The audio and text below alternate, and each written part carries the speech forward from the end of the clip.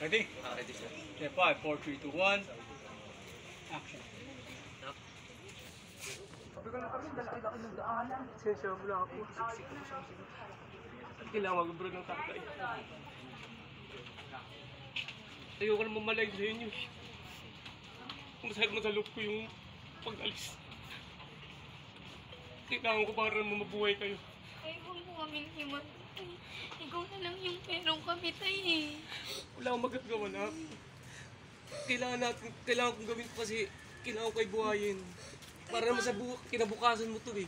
Tay, paano na kami, tay, pag umalis ka, tay? Nandiyan naman ang mama mo, huwag ka mag-alala. Huwag ka mag-alala. Tsaka pag ano pa, sasalubungan naman kita na gusto mong ano eh. Kami himatay. Wala akong magagawa, labag man sa loob ko eh. Kailangan ko pilitin kasi nga ayoko naman na makita kayo nagugutom ng mga kapatid mo. Magpasensya mo na, kailangan ko lang talaga. Huwag mo sana sa sumaloob mo na. Tay, huwag mo kami himatay. Na? Tay, huwag mo kami himatay. Hindi mo na, okay lang. Okay lang kasi nga, kailangan ko talagang gawin ko kasi para sa kinabukasan ko. Ayaw mo yun, mabibili mo yung gusto mong laruan. Ngayon pagpapalaki sa mga classmate mo sa cellphone, mabago. Gagawin ko naman yun para sa iyo. Malapit yun, natuloy mo lang. Tay, huwag mo Buhos mo pa, buhos mo pa. himatay.